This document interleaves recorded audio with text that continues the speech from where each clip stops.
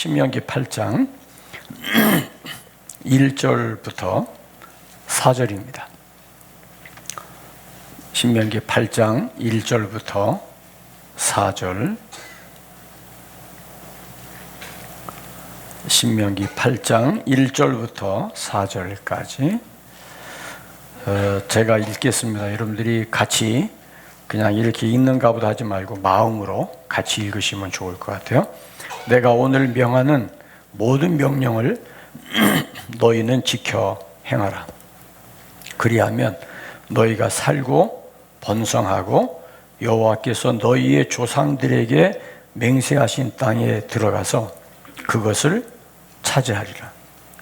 네 하나님 여호와께서 이 40년 동안에 네게 광야의 길을 걷게 하신 것을 기억하라. 이는 너를 낮추시며 너를 시험하사 네 마음이 어떠한지 그 명령을 지키는지 지키지 않는지 알려 하심이라.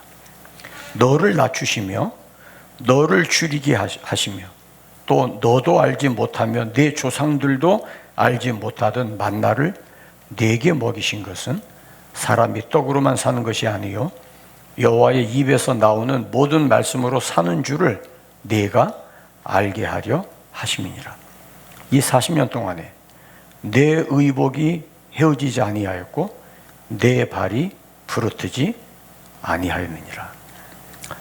제가 읽으면서 강조해서 힘을 주었던 부분은 네, 너 2인칭입니다.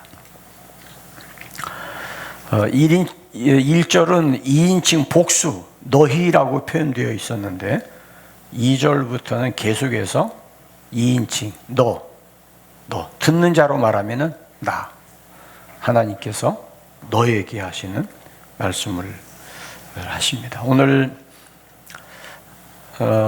야생이라고 하는 광야, 이스라엘 백성들에게 있어서 빼어놓을 수 없는 이 광야, 야생이 어떤 곳인가? 그럴 때 그 야생은 마음을 길들이는 야전 훈련소와 같다. 한번 같이 한번 해볼까요?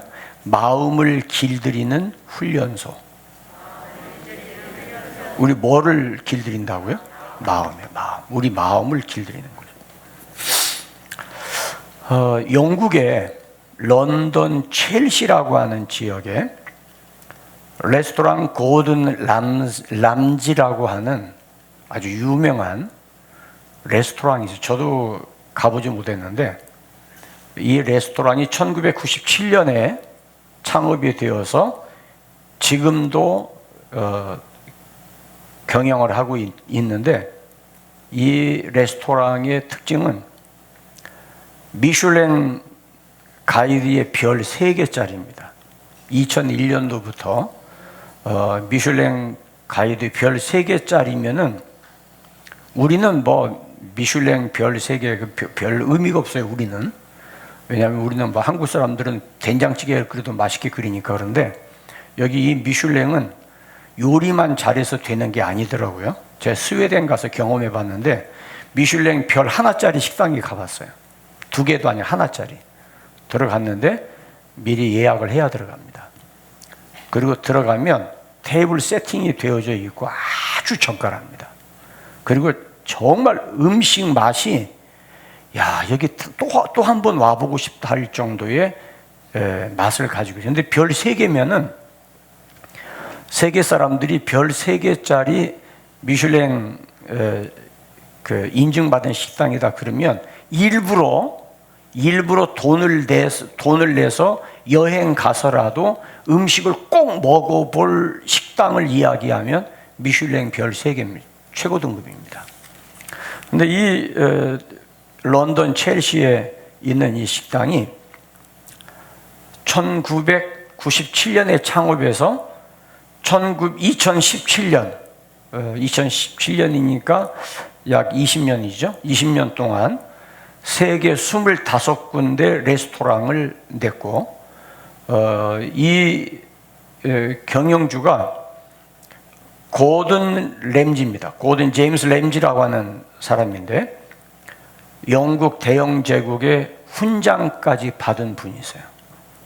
이분이 스코틀랜드 출신이고 한때 영국 유소년 축구 선수였습니다.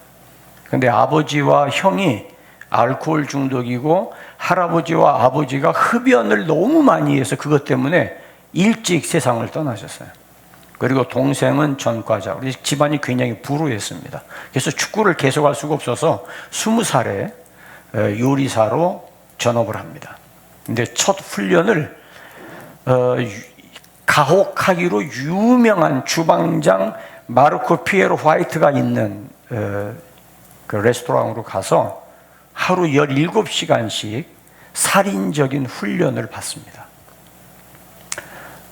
테이블 세팅하는 것부터 시작해서 손님들에게 어떻게 서빙하는지, 식재료 어떻게 다듬고 어떻게 요리를 하고 하는 이거를 아주 살인적인 훈련을 받고, 그리고 이분이 이제 식당을 합니다.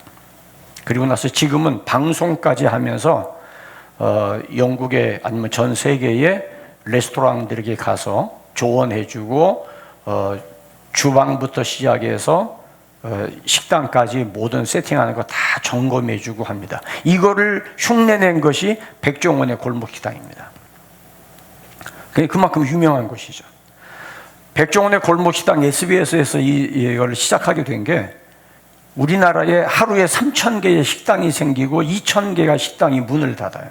그래서 왜 어떤 식당은 되는데 왜 어떤 식당이 안 되냐, 이유가 뭐냐. 그래서 분석을 해보기 시작했습니다. 그래서 백종원 셰프를 통해서 조언을 받아요. 주방부터 들어가서 점검을 합니다. 청결 상태 제일 중요합니다. 그리고 조리기구를 어떻게 관리하는가부터 점검을 해요. 식재료 어떻게 다듬고 어떻게 요리하고 주 메뉴가 뭐고, 그 다음에 식당 테이블 어떻게 세팅하는지를 전부 점검을 해요. 이게 한 주간에 끝나는 게 아니라 몇 주에 걸쳐서. 그래서 주인하고 싸우기도 하고 중간에 그만두기도 하고 이제 그러는데, 이분이 다녀가고 나면 식당이 안 되던 식당이 돼요. 그리고 음식 맛이 달라져요. 이분의 프로그램이 굉장히 유명한, 여러분들도 아시리라고 생각이 됩니다. 그런데 중요한 거는 뭐냐면 렌즈도 마찬가지고 백종원 씨도 마찬가지고 하는 이야기의 핵심은 식재료를 어떤 걸 쓰느냐도 중요하고 주방의 청결 상태와 모든 조리기구가 어떻게 정리되어 있는가도 중요한데, 솜씨도 좋아야 되는데, 이거보다 핵심적인 사항은 경영주나 셰프의 마음, 태도에 달렸다. 그게 핵심이다 하는 거예요. 아니, 요리만 잘하면 되지 마음의 태도가 뭐가 그렇게 중요해요? 그런데 마음의 태도에 따라서 음식 맛이 달라진다는 거예요. 마음 태도에 따라서. 여러분, 창세기부터 신명기까지를 모세 오경이라고 그럽니다. 성경에서 가장 핵심적인 중요한 부분입니다. 출애굽기는 애굽에서 나오고 1년 동안의 광야 생활을 기록하는 게 출애굽기입니다. 애굽에서 나올 때부터 시작해서 그리고 성막을 완성하고 하나님 앞에 낙성식하는 것까지 1년이에요. 그 기간이. 그 1년 동안의 역사를 기록한 게 출애굽기예요.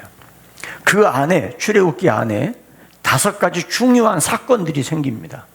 그리고 이 성막을 앞세우고 법궤를 앞세워서 가나안 땅으로 들어가려고 했는데 덜커덩 걸렸어요. 그래서 왜 걸렸는가를 기록한 게 민수기입니다. 민수기는 광야 40년을 평가한 거예요. 신명기는 이 40년 동안의 삶을 교훈으로 삼아서 너희가 앞으로 가나안 땅에 들어가면 이렇게 해야 된다고 기록한 것이 신명기예요. 그러면 보세요. 우리가 다시 광야로 가는 거 아니라면 지나간 과거 광야에서 살던 생활이 뭐가 그렇게 중요해요? 출애굽기는 1년이면 광야 생활 마치고 가나안 땅 들어가기를 원하셨어요. 하나님께서. 그래서 성막을 완성하고 가나안 땅에 들어가서 하나님 앞에 예배드릴 초소를 준비하고 언약궤를 앞세워서 요단강을 건너 가나안 땅으로 들어가기를 원했는데 12명의 정탐꾼 보내고 돌아와서 보고를 받는 이스라엘 백성들이 반대했어요. 이유가 뭐냐? 마음이 준비가 안 됐어요. 이 말은 무슨 말이냐면 1년 동안이면 애굽 땅 종되었던 집에서 어떻게 하나님이 인도하여 내시고 광야를 구름 기둥과 불 기둥으로 매일 새벽마다 만나를 주시고 이끌어 오셨던 하나님의 신비한 역사를 보고 체험했다면 마음이 하나님을 향하여 정렬이 되어 있을 것으로 하나님은 기대하셨어요. 그런데 정탐꾼이 가나안 땅에 갔다 오고 난 뒤에 우리 못 가겠다. 차라리 애굽으로 돌아가자. 그래서 1년이면 끝났을 광야 생활이 40년으로 늘어난 거예요. 그리고 마음의 준비가 되지 않았던 기성세대는 광야에서 다 죽고, 그리고 그 다음 세대가 가나안으로 들어가게 되는 참담한 역사를 기록합니다. 자, 광야로 돌아갈 게 아닌데, 광야에서 살 게 아니고 가나안에 들어가서 살 건데 왜 광야 이야기를 하는 이유가 뭐냐? 광야에서나 구름 기둥이 있었고 불 기둥이 있었지 가나안 땅에는 그것도 없어요. 광야에서나 만나를 주셨지 가나안 땅에 들어가면 만나도 없을 거예요. 그런데 왜 광야의 삶을 신명기에서 조목조목 지적하고 이것은 이렇게 하면 안 된다, 가나안 땅에 들어가면 이렇게 해야 된다 라고 말씀하시는 그 핵심이 마음 길들이는 거예요. 마음의 문제예요. 우리가 그런 말을 하죠. 세상살이 마음 먹기 달렸다. 근데 그게 쉽지 않아요. 마음을 길들이는 것은 혹독한 훈련을 통해서만 가능합니다.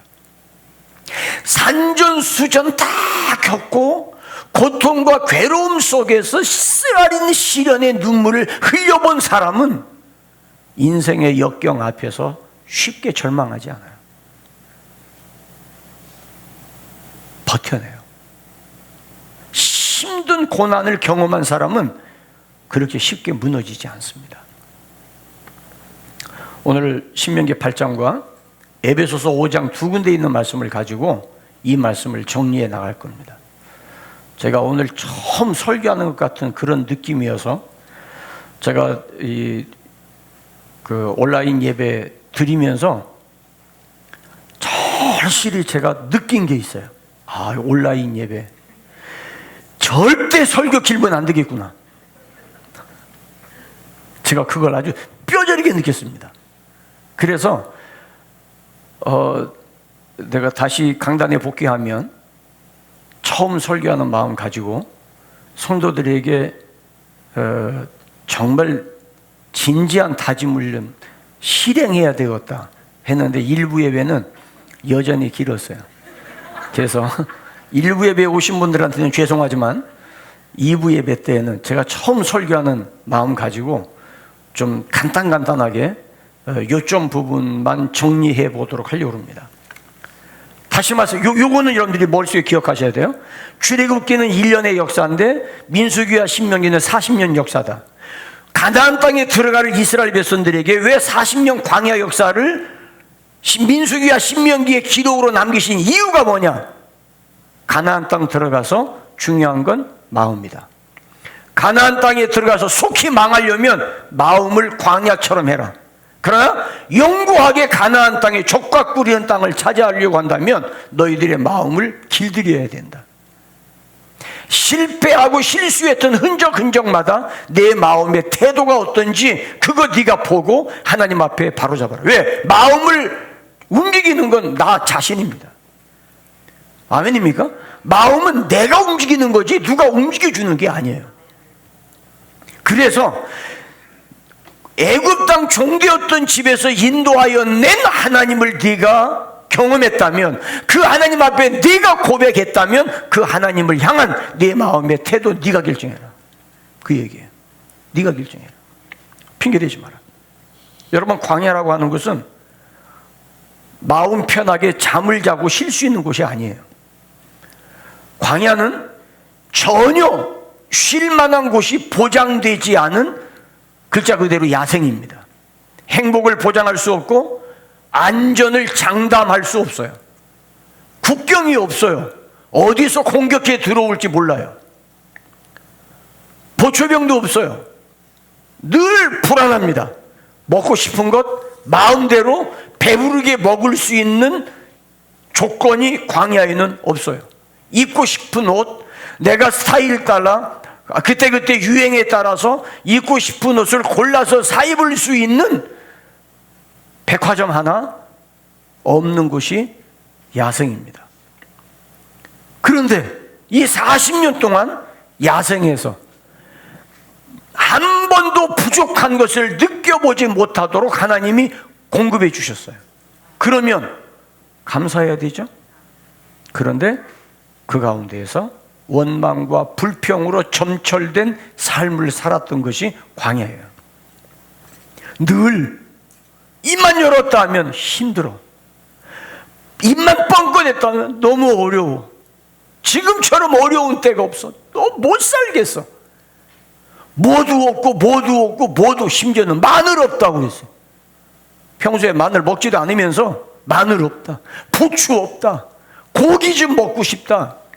옛날 애굽에 있을 때는 가마솥에다가 고기를 삶아 먹었다. 여름 노예 신세 무슨 언제 가마솥에다가 고기 삶아 먹었어요. 부족한 것이 없는, 지금도 인도하시는 하나님을 바라보면 광야가 감사의 조건으로 차고 넘치는 곳이에요.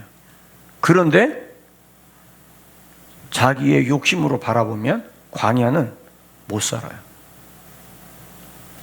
여러분, 우리가 살아오면서 인류 역사상 한 번인들 풍족하고 태평성되고 하는 것마다 너무 잘 되고, 씨만 뿌리면 농사도 잘 되고 과수원에 열매도 잘 맺히고 그저 문 열었다면 돈 잘 벌리고 그러던 시대가 언제 있었어요? 잠깐은 스치고 지나가요. 그런데 매번마다 힘들어도 너무 힘들어. 이렇게 힘든 적이 없었다는 이야기를 지금까지 평생 물러왔어요. 근데 안 죽고 잘 살았어요. 지금도 살고 있고. 그렇죠? 힘들지 않다는 말이 아니에요. 힘들어요. 맞아요. 힘들어요. 근데 잘 생각해 보세요. 10년 전의 모습하고 지금 우리의 모습 비교해 보세요. 그때만큼 못 사나요? 문제는 뭐냐면 내 마음이에요. 내 마음을 어떻게 갖느냐에 따라서 감사할 수 있고 불평할 수 있어요. 내 마음이에요. 여러분, 내 마음에 감사로 가득 차면 살만해요. 괜찮아요. 우리가 마음속에 여유를 가지고 감사하는 마음을 가지면 짜증보다는 기뻐하고 즐겁고, 지금처럼 살기 좋은 시대가 없었어요. 세종대왕 요즘 같은 시대에 구경도 못했어요.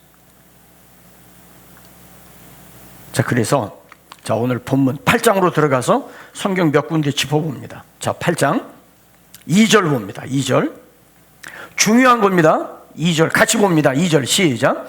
내 하나님 여호와께서 이 40년 동안 내게 광야의 길을 걷게 하신 것을 기억하라. 이는 너를 낮추시며 너를 시험하사 내 마음이 어떠한지 그 명령을 지키는지 지키지 않는지 알려 하시며, 여기 잘 보시면 광야의 길을 걷게 하신 것을 기억해라 그랬어요.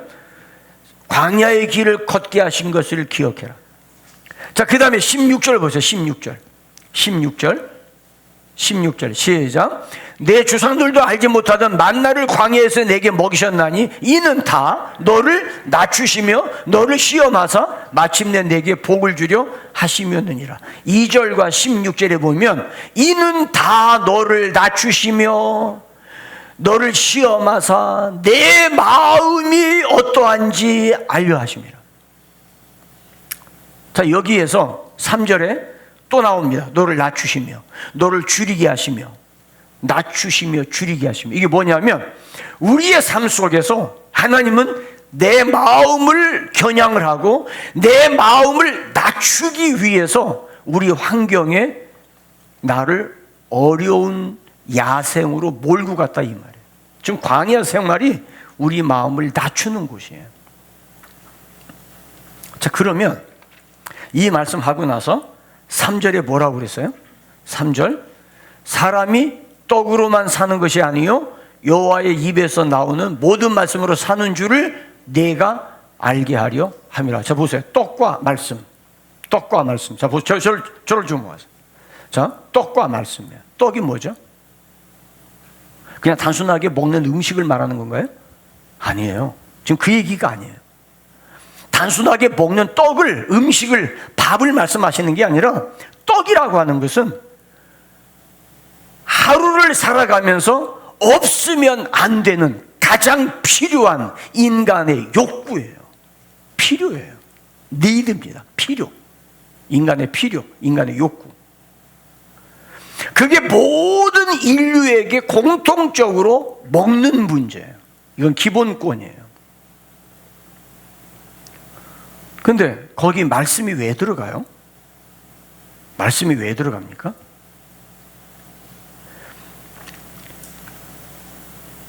우리에게 가장 필요한 건 먹는 건데, 먹는 걸 먹지 않으면 살 수가 없는데, 근데 하나님의 말씀으로 산다? 이게 뭔가가 지금 안 맞는 것 같아요. 뭔가가. 우리가 물론 말씀을 하나님의 영적인 양식이라 그러면 쉽게 이해가 되지만, 그러나 그것도 사실은 어떻게 보면 하늘에서 내려온 생명의 떡이라고 예수님께서 마태복음에 말씀하셨기 때문에 우리가 이해가 되는데, 사실 이거 당시 신명기에서 이 말씀을 들었던 이스라엘 백성들이 들을 때에는 도대체 이해가 안 되는 부분이에요. 떡은 내가 필요한 양식이야. 하나님의 말씀은 없어도 살아. 그렇죠? 여러분 정말 말씀 없이는 못 살아요? 그건 아니죠. 지난 추석 명절 기간 동안에 말씀 없이도 잘 사셨잖아요. 추석 명절 기간에도 성경 따박따박 읽으셨어요? 말씀 묵상하셨어요? 카톡에 말씀 띄워놓으면 자세하게 한 글자 한 글자 읽는 분이 있고, 한 분은 열었다가 바로 닫아버려요. 안 읽어요. 이거 시간 없다는 거죠. 그리고 재미가 없어요. 일단은. 왜? 그 얘기야. 그렇게 생각을 해요. 떡은 내가 먹어야 사는 거예요. 아무리 좋은 음식 배부르게 먹어도 돌아서면 배고파서 또 먹어야 되는 게 밥이에요. 떡이에요. 그 떡은 반복해서 먹어도 지루하지 않아요. 아침에 먹었던 밥 점심에 다시 된장찌개 데워서 먹어도 괜찮아요. 저녁 때 또 다시 먹어도 좀 짭짤할 뿐이지, 좀 데웠으니까. 근데 그것 가지고 밥 못 먹겠다고 숟가락 내려놓는 사람은 아무도 없어요. 또 먹어요. 왜? 필요하니까. 그런데 과연 나는 떡이 필요한가? 말씀이 필요한가? 하나님께서 우리에게 사람이 떡으로만 사는 것이 아니요 살아계신 내 하나님 여호와의 입으로 나오는 모든 말씀으로 산다고 말씀하실 때, 이 말씀의 의미는 너희의 필요가 채워지는 것 때문에 네가 삶의 의미를 얻는 게 아니라, 내 삶의 의미는 말씀에 기준할 때 의미가 있어. 그 얘기예요. 자, 그래서 8장 1절에 뭐라고 합니까? 8장 1절 같이 봅니다. 시작. 내가 오늘 명하는 모든 명령을 너희는 지켜 행하라. 그리하면 너희가 살고, 그 다음 어떻게 해요? 번성하고 여호와께서 너희 조상에게 맹세하신 땅에 들어가서 그것을 어떻게 한다? 차지한다. 자 보세요. 자, 저를 보세요. 이 말씀을 보면 내가 하나님 말씀에 지켜 행하고 순종하면 그 땅을 차지하고 먹어서 배부르게 되어지고 기대하지 않았던 것들을 얻게 되어지고 번성하게 되어지고 좋은 걸 얻게 된다고 말씀하고 있어요. 그러면 좋은 거죠. 그렇죠? 우리 그 원하는 거 아니에요? 그렇잖아요. 우리 세종안교회 성도님들은 다들 신앙이 고상해서 그러지 않아도 괜찮은, 이게 불교 용어로 해탈의 경지에 이른 분들이 많이 계신 것 같아요. 괜히 그래 보니까 내가 괜히 속물처럼 보이는데 대답을 잘 안 하는 의미를 알아. 이게 충청도 사람들이 그래서 음흉한 거예요. 분명한 자기 표현이 없어요. 알잖아요. 뭘 물어보면 아유 알잖아요. 예스도 노도 아니에요. 이 충청도 사람들의 전형적인 표현이 이게 다른 지역에다가 대전에 이사 와 사시는 분들 이야기 들어보면 전부 똑같은 얘기. 속이 터져 죽겠대요. 아니 예수인지 노인지 분명히 대답을 해야 되는데 안 한대. 우리 제 가까운 이 교회 목사님도 이제 부임하신 지 이제 몇 년 됐는데, 목사님 속을 모르겠대요. 속을 모르는 게 속이요. 내 그랬어요. 그게 무슨 얘기냐고. 충청도 사람들은 예도 아니요도 없어. 무슨 말하면 알았시오. 알았다는 거하고 하겠다는 거하고는 다른 거예요. 근데 다른 사람들은 알겠다 그러면은 한다는 걸로 이해를 해요. 그거를 깨달으면 비로소 충청도 목회가 시작되는 거예요. 그걸 모르면 속 썩어 죽습니다. 오래 못 갑니다. 알것이요. 아니 목사님 알았시오. 걱정하지 마세요. 걱정하지 말라고 해놓고 왜 안 왔냐고. 온다며. 내가 언제 간다고 했어요? 알았다고 그랬죠. 자 보세요. 말씀에 순종해라 그랬어요. 그리고 자 6절부터 봅니다. 내 하나님 여호와의 명령을 지켜 그 길을 따라가며 그를 경외한다는 말은 마음입니다. 그러면 7절에 너를 아름다운 땅으로 이르게 하시고 골짜기와 산지와 시내와 분천과 샘이 흐르고 어디든지 물이 흡족해요. 부족하지 않아요. 8절 밀과 보리의 소산지요 포도와 무화과와 석류와 감나니와 꿀의 소산지라. 그래서 9절 같이 시작. 내가 먹을 것에 모자람이 없고 내가 아무 부족함이 없는 땅이며 그 땅에 돌은 철이요 산에서는 동을 캐고 버릴 게 없어요. 버릴 게 없어. 광야를 지나서 가나안 땅에 들어가면 버릴 게 없어. 거기는 부족한 게 없어요. 넉넉해. 충분해. 내 필요를 다 채워줘. 그 말입니다. 아시겠습니까? 내가 원하는 것이 거기 다 있어. 그 얘기예요. 그런데 하나님을 경외하는 걸 배워야 돼. 그걸 안 배우면 너 큰일 나. 자 10절 봐요. 10절 내가 먹어서 배부르고, 거기 밑줄 쳐주세요. 먹어서 배부르고. 이 표현이 신명기에 자주 나와요. 내가 먹어서 배부르다는 말은 네가 원하는 것이 채워지고, 먹을 양식을 말하는 게 아니라 네가 필요한 것이 채워지고, 네가 원하는 돈도 있고, 네가 원하는 집도 있고, 네가 원하는 직장도 있고, 네가 원하는 자동차도 타고, 네가 원하는 걸 다 해서 네가 배부르고, 내 하나님 여호와께서 옥토를 내게 주셨으므로 말미암아 그를 찬송하리라. 이것이 하나님의 기대입니다. 하나님께 감사하고 찬송하기를 기대했어요. 그런데 어떻게 됐어요? 기대했는데 자 12절 봐요. 내가 먹어서 배부르고 아름다운 집을 짓고 거주하게 되며 또 내 소와 양이 번성하여 내 은금이 증식되며 내 소유가 다 풍부하게 될 때에 내 마음이 교만하여. 마음을 다스리지 못했습니다. 마음을 길들이지 못했어요. 길들이지 못하니까 모든 필요가 다 충분히 채워지고 나니까 내 하나님 여호와를 잊어버려. 하나님을 찬송하는 게 아니라, 하나님께 예배하는 게 아니라, 하나님께 감사하는 게 아니라 하나님을 잊어버렸어요. 마음이 어떻게 됐다고요? 교만해졌어요. 왜 교만해졌어요? 왜요? 17절 그가 내 마음에 이르기를, 그러나 내가 마음에 이르기를 내 능력과 내 손의 힘으로 내가 이 재물을 얻었다 말할 것이라. 마음을 길들이지 않으면 내가 원하는 걸 얻고 난 뒤에, 내가 원하는 걸 이루고 난 뒤에 내가 잘해서 한 줄 알아요. 그때 내가 거기 가기를 잘했지. 야, 그때 그 자리가 복이었어.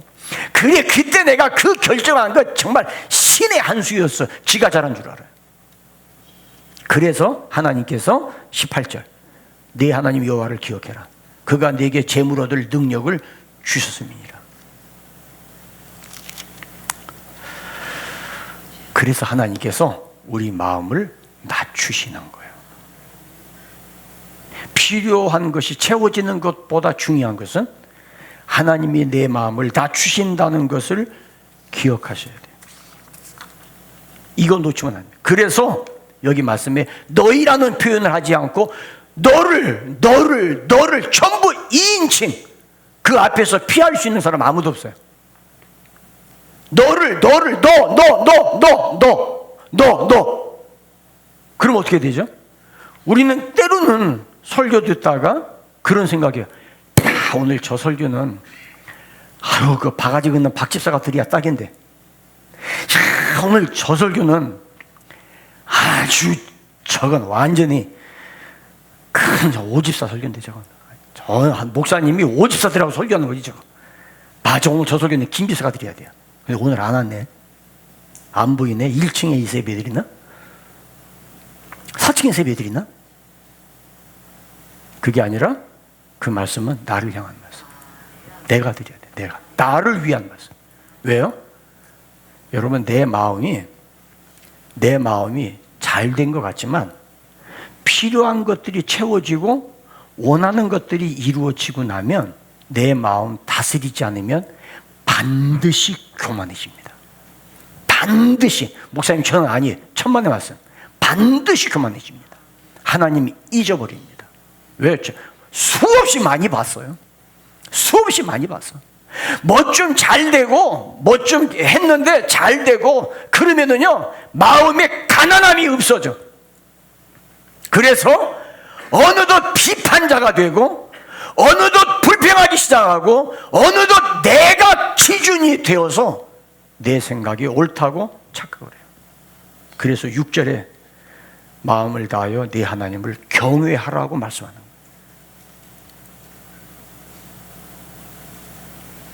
광야는 마음을 길들이는 곳이 광야입니다. 길들인다는 말은 나에게 필요한 것 있어요? 그럴 때 그걸로 만족하지 말라는 거예요. 자, 이거 잘 들으셔야 돼요. 이 말 잘 들으셔야 돼요. 예를 들어서 내가 한 달에 200만 원만 수입이 되면 좋겠어. 그래서 한 군데 일하고 두 군데 일하고 그래서 220만 원 수입이 됐어요. 그랬더니 250만 원만 되면 딱 좋겠는데 250만 원 되면 이거 한 300만 원. 사람이 끝이 없어요. 필요가 끝이 없어요. 끝이 없는 그 필요를 찾아서 달려가고 쫓아가는 게 잘못된 건 아니에요. 하나님은 그걸 우리에게 원하세요. 내가 그냥 여기에 만족해서 주저앉기보다 계속해서 전진하기를 원하세요. 단 목적이 뭐냐? 전진하기를 원하시는데 그 목적이 나를 채우기 위해서가 아니라는 걸 기억하셔야 돼요. 그것이 목적이 아니에요. 내가 착각해서 그것이 목적이라고 생각하는 순간 생각지도 않은 곳에서 무너지기 시작합니다. 반드시 무너지게 되어 있어요. 반드시. 그래서 항상 너의 필요는 떡이 아니라 하나님이라는 걸 기억해라. 너는 하나님이 필요해야 돼. 내게 하나님이 필요하다는 것을 잠시도 늦추면 안 돼. 추석 때 가족들 모여서 반가운 가족들 함께 하면서 같이 예배 드리면서 얼마나 좋아요. 그래도 내 마음에는 하나님을 향한 마음이 굶주려 있어야 돼. 그래서 예수님이 뭐라고 그러세요? 마음이 가난한 자는 복이 있나니 천국이 저희 것이며. 마음이 가난하단 말은 내가 아무것도 없는 가난뱅이여서가 아니에요. 돈도 잘 벌어요. 매월 1,000만 원, 2,000만 원 버는 사람도 하나님을 향한 필요가 있어요. 하나님이 필요한 거예요. 내가 직장이 튼튼해. 그런데 직장이 아니라 하나님이 필요한 거예요. 건강해. 병이 없어. 그런데 하나님이 필요한 거예요. 아멘입니까? 하나님이 필요한 거예요.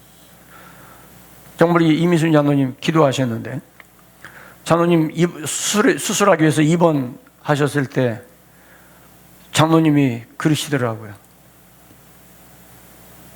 병원에 입원해서 수술을 기다리는 그 마음이 하나님을 향해서 얼마나 절박한지, 얼마나 절박한지. 감사하게 수술하시고 나서 후유증 없이 회복되시는 게 너무 감사해요. 아멘입니까? 우리 온 교회 성도들이 이런 회복의 은혜가 있으면 좋겠어요. 더 건강해졌으면 좋겠어요. 더 하나님을 향한 우리의 마음이 변함이 없으면 좋겠어요. 아멘입니까? 그런데 인간이 이 세상 살아가는 삶이 자꾸 우리 마음을 흔들어요. 시험 들었다, 유혹받지 말라, 이 말은 마음에 대한 사탄의 공격이에요. 내가 필요를 채우고 이만하면 됐어. 좋은 아파트, 좋은 차, 그러면은 이런 것들이 내게 만족으로 다가오면 그 다음부터 하나님을 향한 내 마음의 긴장감이 떨어지기 시작해요.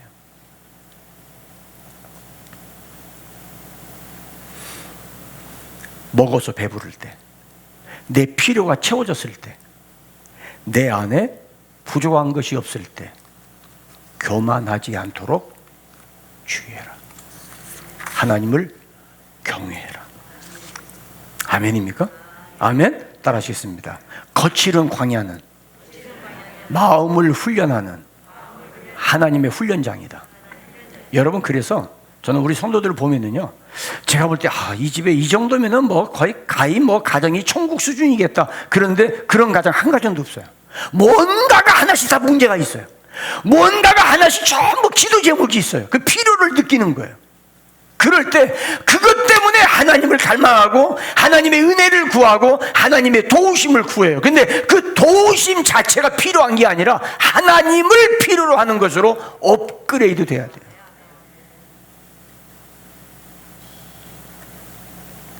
하나님이 그걸 우리에게 원하세요. 그래서 내가 오늘 내게 명하는 모든 명령을 너는 지켜 행하라. 내가 오늘, 이 오늘이란 말은 영원히 현재 진행형이에요. 어제가 아니라 오늘. 여러분, 오늘 여러분들에게 하나님께서 무슨 명령, 무슨 말씀하시는 걸 듣고 계세요? 매일매일 오늘 하나님이 나에게 무엇을 말씀하시는지 뭘 듣고 계세요? 오늘은 아무 말씀 안 하시던데? 하나님의 필요를 아직 모르는 거예요. 그래서 하나님이 필요한 거예요. 하나님이 필요한 거예요. 여러분, 사랑이라고 하는 게 뭐라고 생각하세요? 진짜 사랑은요, 마음을 다 주는 거예요. 맞죠? 아니에요? 나눠줘요? 우리 남자들 얘기해보세요. 미스 김한테 마음 한 50% 주고 미스 리한테 50% 주고 그러고 내가 당신을 사랑한다고 그러면요, 양쪽에서 귀퉁배기 맞아요. 진짜 사랑한다고 고백할 때에는 내 마음을 다 줘야 돼요. 어제가 제 결혼 기념일이었어요. 42번째 맞는 결혼 기념일이었어요. 제가 아내한테 선물을 좀 해줘야 되는 며칠 전부터 생각하는데 도저히 생각이 안 나요. 괜찮은 거, 딸이 이렇게 소개하고 아빠 이거 어떠냐고 그러는데 그건 좀 내가 감당하기는 좀 버겁고, 다이아몬드 반지를 나한테 추천하더라고요. 근데 어떻게 해? 나중에 내가 해본다면 혹시 모르지만 오늘은 아닌 것 같아. 그게 이제 고민하다가 그래서 뭐 늘 제가 하는 주특기가 있으니까 사진 8장, 9장을 뽑아가지고 그 사진에다가 글을 써서 아내에게 선물로 줬어요. 그 다른 거 안 썼어요. 핵심은 이거예요. 함께 있어도 그리운 당신, 덧니가 매력적인 당신, 눈가에 주름살이 아름다운 당신. 프란시스 베이컨이라는 사람이 그런 말 했더라고요. 주름살은 웃음이 머물다 간 흔적이라고. 아, 멋있어요. 주름살은 웃음이 머물다 간 흔적이라고. 너무 멋있는 말이더라고요. 그래서 제가 아내에게, 당신에게 내 마음을 다 주어서. 그럼 만족하냐? 아니에요. 다 주었기 때문에 부족한 거예요. 내 안에 당신으로 채워져 있어. 당신이 내 안에 가득 차 있고 당신에게 나를 다 주었어요. 그러면 할 거 다 했나요? 아니에요. 그래서 채워짐과 비워짐은 동질 언어예요. 채워짐과 비워짐은 같은 내용이에요. 내 안에 당신으로 다 채워지면 만족하는 게 아니라 내 안에 다 채워졌는데 더 부족한 거예요. 내가 다 채워줬는데 내가 만족한 게 아니라 채워주고 나니까 더 채워주고 싶어. 채워짐과 비워짐은 상반된 개념이 아니라 동질 개념입니다. 내가 무엇이 필요한가? 오늘 나에게 무엇이 필요한가? 그것보다 중요한 것은 나는 무엇을 진정 필요로 하는가 하는 거예요. 우리 가정에 이것만은 해결해 주기를 원하는 그것 때문에 하나님 앞에 나아가요. 그것 때문에 기도하게 되어져요. 그것 때문에 하나님의 은혜를 구해요. 근데 그게 이루어지고 나면 하나님을 더 이상 경외하지 않아요. 그 다음부터 하나님을 향해서 독립선언을 하고 내 영혼의 자유를 외쳐요. 그거는 하나님을 경외하는 게 아니에요. 그래서 내 마음이 어떠한지 내 마음을 낮추고 시험하서 내 마음이 온전히 하나님으로, 하나님을 필요로 하는 우리의 고백이 입에서 나오기를 주님은 원하시는 거예요. 주님으로 채워지고 내 안에 텅 비어지고, 그래서 끊임없이 주님을 갈망하고 끊임없이 주님의 은혜를 사모하는 이러한 삶이 되어지기를 주의 이름으로 축원해요. 코로나 바이러스 때문에 우리가 마음껏 예배드리지 못하고, 행여나 성도들 얘기 들어보니까 나도 모르게 내가 가서 교인들에게 전염시킬까 봐 그게 제일 두렵다고. 너무 지나친 염려예요. 괜찮아요. 양성 반응 나오면 치료하면 되지 뭐. 그렇잖아요. 치료하면 돼. 너무 걱정하지 마세요. 미국 트럼프 대통령도 부부가 다 공평하게 양성 반응 받아서 람데시비른가 그거 좀 투여하고 치료하고 있다고 그러대요. 치료받으면 되지. 너무 조바심 내지 말자. 저는 오히려 이 기간을 통해서 하나님께서 우리에게 살인적 위험의 시기가 아닌 이때에 코로나 바이러스라고 하는 이 팬데믹을 통해서 하나님을 향한 내 마음의 신앙의 정체성을 점검하는 게 아닌가 하는 생각이 들어가요. 물론 우리가 우왕좌왕해서 온라인 예배도 드리고 따로 장소도 바꾸어서 예배를 드리긴 하지만, 그러나 이게 정답은 아닌 것 같아요. 이것이 내 신앙의 진위를 고백하는 것이라면 순교할 각오로 예배 현장에 있어야 돼요. 아멘입니까? 맞습니까?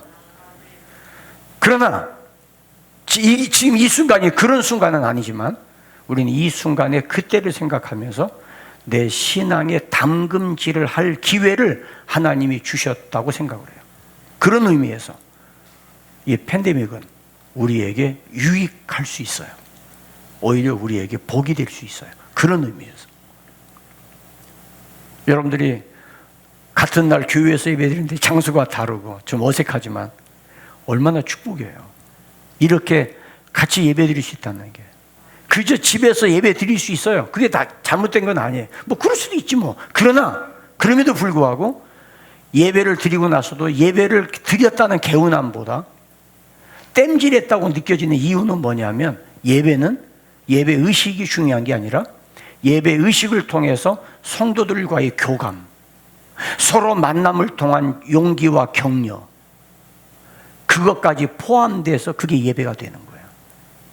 내가 도저히 교회에 나갈 수 없는 환경에서 입원해 있다든지 아니면 요양원에 있다든지 그러지 아니한 한 우리는 현장에서 드리는 예배가 영상을 통한 예배보다 비교할 수 없는 감동이 있고 은혜가 있어요. 전에는 몰랐는데 이번에 코로나 바이러스를 경험해 보니까 야, 그게 진짜 축복이었구나. 그걸 깨달았어요. 그렇다면 그건 축복이에요.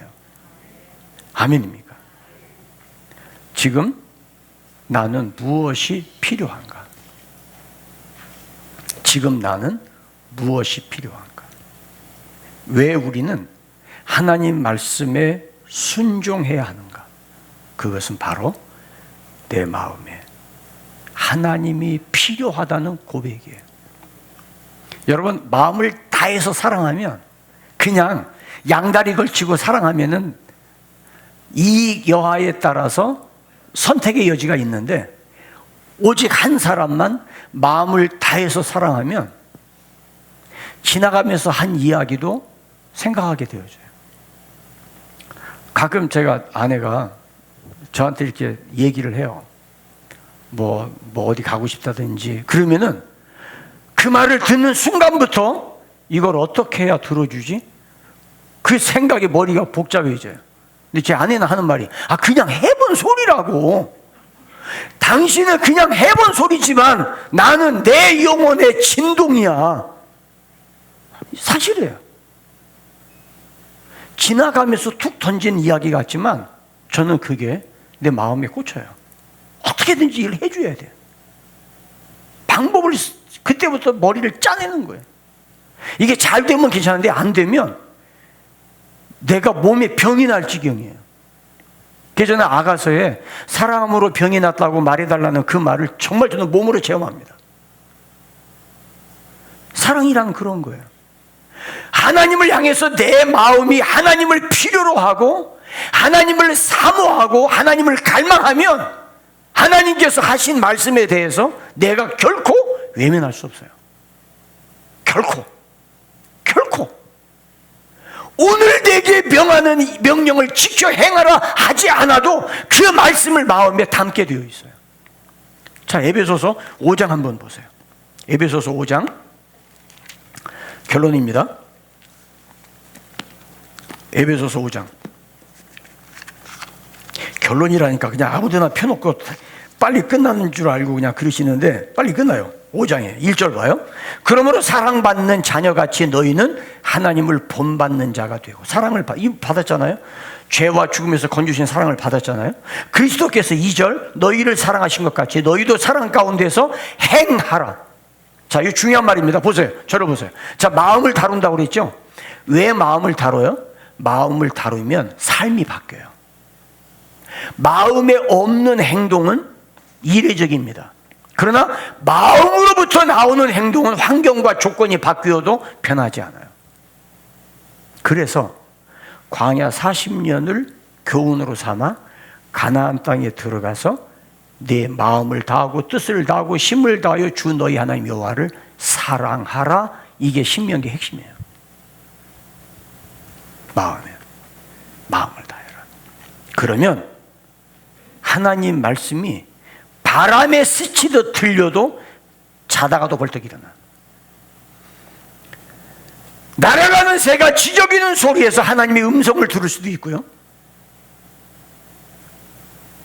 잠결에도 설교가 귀에 들리고 성경 말씀이 눈에 다이아몬드 보석처럼 박힙니다. 그래서 5장에서 이렇게 너희가 하나님을 사랑하고 사랑 가운데 행한다면 3절 음행과 온갖 더러움과 탐욕은 이름도 부르지 마라. 요즘 애들 속된 말로 빡치지 말라 이 말이에요. 이름도 부르지 마라. 성경에서 금한 것은 근처도 가지 마라. 누추한 말, 어리석은 말, 희롱하는 말, 마땅치 않다. 오히려 감사하는 말을 해라. 5절 너희도 정녕 이것을 알거니와 음행하는 자, 더러운 자, 탐하는 자, 우상 숭배자 다 그리스도와 하나님의 나라에서 기업을 얻지 못한다. 빨리 마음 바꿔라. 빨리 마음 돌이켜라. 빨리 하나님 앞에 돌아가라. 불순종의 아들들 가운데 임하지 말고 어둠이 아니라 빛의 자녀들처럼 행해라. 그 말씀이에요. 그래서 14절 잠자는 자요. 뭐예요? 잠잔다는 말이 뭐예요? 마음이 하나님으로부터 떠나 있는 거예요. 죽은 자들 가운데서 깨어 일어나라. 오늘 말씀의 핵심입니다. 주 예수보다도 귀한 것은 없네. 이 찬송을 감명 깊게 불렀던 마지막 순간이 언제였습니까?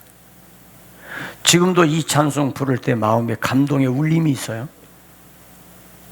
없다면 오늘 회복하셔야 돼요. 아멘입니까? 오늘 그 마음 회복하셔야 돼요.